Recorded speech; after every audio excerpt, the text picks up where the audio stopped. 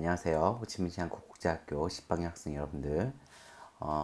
이렇게 수업을 한 지가 한 일주 된 거죠? 근데 여러분들이 굉장히 열심히 해주시고, 또 수업 시간에 오히려 이렇게 필기를 하면서 수업하니까 학생들이 지루해하는 듯한 느낌이 들어서, 이렇게 먼저 여러분들이 동영상 보고 오는 것이 괜찮은 것이다 라는 생각을 하게 됩니다. 여러분들 좀 열심히 보시고, 필기한 것들 좀 필기하시고, 미리 생각 좀 해보고 와라 라고 하는 것들은 생각해서 오시면 수업 시간에 더 양질의 시간을 보낼 수 있을 것 같습니다. 자, 지난 시간까지 우리 뭐 배웠죠? 예, 시간적 관점, 공간적 관점, 사회적 관점, 윤리적 관점이 무엇을 의미하는가에 대해서 배웠죠. 다음 시간에는 아마 이제 수업 시간에는 윤리적 관점에서 그 자율주행 자동차가 위험에 있을 때, 사람 발견했을 때 과연 주인을 보호해야 되느냐 아니면은 보행자를 보호해야 되느냐 뭐 이런 것과 관련된 토론을 하게 될 거예요. 미리 한번 좀 생각해 보시고요. 그거가 끝나고 나서 이제 여러분들과 함께 요 활동들, 요 수업 내용들을 하도록 하겠습니다. 자, 이번 시간에는 왜 통합적 관점으로 사회를 바라봐야 되는지를 배우고, 그리고 사회 시간적, 공간적, 사회적, 윤리적 관점에서 어느 특정한 사회 현상을 이렇게 예를 들어서 탐구해 보도록 하겠습니다. 자, 통합적 관점과 사회 문제, 통합적 관점이 필요한 이유와 사회 문제를 다양한 관점에서 바라보는 연습 이번 시간에 할 거고요. 통합적 관점으로 사회 문제를 탐구해야 하는 이유는 다음과 같습니다. 변화하고 있죠? 현대사회가 아주 빠르게요. 기술이 급속하게 발전하고 있기 때문에 현대사회가 너무 빨리 변화해요. 따라서 하나의 관점으로 볼 수가 없겠죠. 너무 빨리 다양한 방향으로 발전하고 있기 때문에.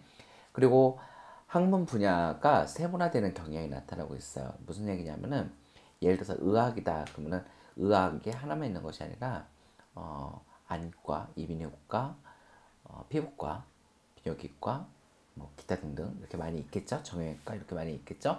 안과 중에서도 뭐 수술하는 파트가 나눠져 있을 수 있고 그 녹내장이라든지 이런 것들이 있을 수 있고요. 이렇게 학문이 세분화되고 있어요. 그러다 보니까 더 깊이 볼 수 있게 되겠죠. 하지만 놓칠 수 있는 게 있어요. 뭐죠? 종합적 관점이 어려워질 수 있어요. 그래서 세분화돼서 자세한 것들을 서로 연결시켜서 바라보는 그런 관점들이 필요하게 되었습니다. 그리고 구성 간의 상호작용이 증가하게 되었고요. 이해관계가 매우 복잡해졌죠. 여기서 이해관계라고 하는 것은 이익과 손해와의 관계예요. 누군가가 이익을 보게 되면 누가 손해를 보게 되는 관계. 이것이 아주 복잡해짐에 따라서 단순한 하나의 관점으로 보기에는 너무 어려워졌다. 그런 얘기입니다. 자, 우리나라에서 아마 가장 통합적 관점을 갖고 있었던 사람은 정약용이라고 하는 분일 것 같아요. 엄청나게 많은 책을 썼고요. 기본은 성리학자예요. 그러니까 성리학을 공부한 유학자인데 법률, 뭐 행정, 의학, 기술 이런 분야에 걸쳐서 모르는 게 없이 공부를 했죠. 그래서 자세히 거중기가 대단히 뛰어나거나 우리의 고유의 독창적인 기술이 아니에요. 아주 2000년 전부터 서양에서는 했던 기술이거든요. 근데 그게 중요한 게 아니에요. 유학자가 기술 서적을 보고 그것을 수원 화성 건조에 사용할 수 있도록 했다는 것이 중요한 것이죠.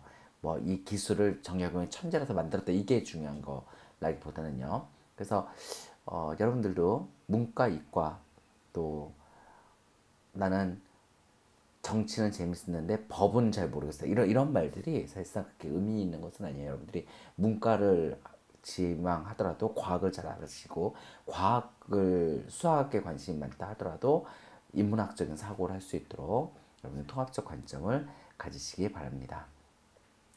자, 현대사회와 사회현상 봅시다. 현대사회 현상은 여러 분야가 긴밀하게 엉켜져 있죠. 따로 독립적으로 있는 것은 없어요. 그렇죠? 특정한 관점으로 현대사회에서 발생하는 사회 문제를 해결하기는 어렵습니다. 자, 통합적 관점이 필요한 이유 보면요. 다양한 관점으로 탐구하면 문제의 속성을 정확하게 파악해서 더 적절한 대책을 세우기가 용이합니다. 다음 장 볼까요? 이거는 이제 화장터예요. 화장장, 화장터라는 것은 사람이 죽으면 불을 태우는 거죠. 여러분들은 아직 그렇게 자주 아니 많이 가보진 않았지만 선생님 같은 경우에도 몇 번 갔는데 아주 굉장히 숙연해집니다. 사람을 태우다 보니까 재가 나올 수도 있고요. 연기가 나오기도 하고요. 사실 그렇게 되겠죠. 또 그 장례식을 치르기 위해서 장례식 차들이 드나들게 되고 이러다 보니까 지역 주민들은 굉장히 싫어해요. 그래서 이제 들어오지 못하게 하는 이런 반대 운동을 많이 합니다. 이제 과거에는 이렇게 반대하는 사람들을 보면 님비 현상이다 이렇게 얘기를 했었어요. 님비는 뭐냐면 not in my backyard 내 뒷뜰에도 오지 마 뭐는 혐오 시설들은 이런 얘기죠. 그래서 이 집단 이기주의의 대표적인 말이기도 해요. 반대되는 말은 핀피예요. 제발 와 내 앞뜰에도 자리를 내줄게. 뭐가 이 앞뜰에 오길 바랄까요? 뭐 좋은 병원이라든지 좋은 백화점이라든지 뭐 이런 지하철역, 지하철역이라든지 이런 것들은 내 앞집에 들어와. 왜? 우리 부동산 가격이 높아지게 되고 내가 살기 편해지니까. 이런 집단 이기주의라고 이렇게 사례이거든요. 근데 과연 그렇게 그 사람들을 나쁜 사람들이야, 이기주의자 이렇게 우리가 매도해도 될까? 우리는 어떻게 좀 합리적으로 해결할 수 있는 방법 없을까? 이랬을 때 우리에게 필요한 것이 바로 통합적 관점이에요. 자, 다양한 시각에서 한번 화장장 건설의 문제를 볼까요? 왜 화장장 건설의 문제가 발생했을까요? 장래 풍습이 바뀌었기 때문이겠죠? 왜 장래 풍습이 바뀌었죠? 어떻게? 매장, 땅에 묻는 것에서 이제 화장으로 바뀌게 되었죠. 그 이유는 뭘까요? 아들이 꼭 제사를 지내야 된다. 그 제사와 관련된 건 뭐죠? 매장에 관련된 풍습이잖아요. 자, 이런 남아선호 사상이 사라지게 되고 또 대가족에서 핵가족으로 변화하게 되고 이러면서 장례 문화가 변화했죠. 공간적으로 볼까요?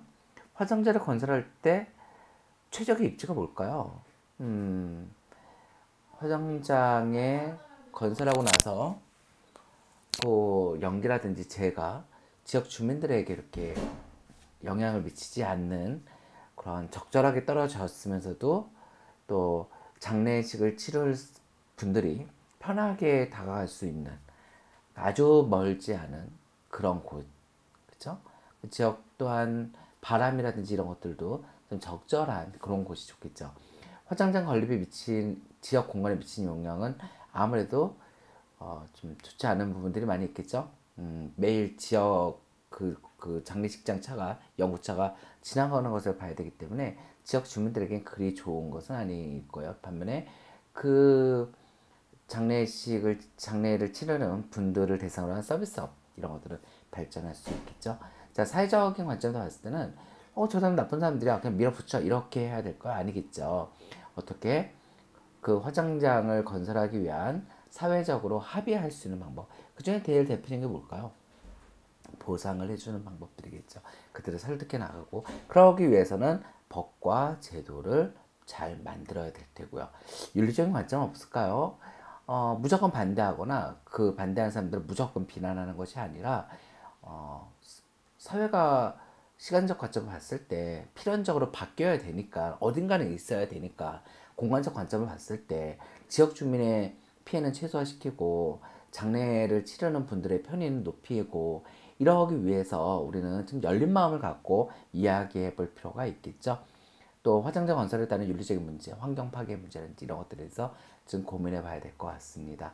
자, 이렇게 보니까 어때요? 화장장 건설의 문제를 해결하기가 어떻게 해야 되겠다라는 생각이 좀 들겠죠. 자, 다음 시간에는요, 여러분들 학교 축제, 또 우리 학교의 체육대회, 또 반티, 또 베트남 내 한국인의 증가하는 현상, 또 한국에서 많이 유행되고 있는, 뭐 이렇게 논란이 되고 있는 미투 운동에 대해서 우리 통합적 관점에서 바라보는 연습 해보도록 합시다. 수고 많이 하셨습니다.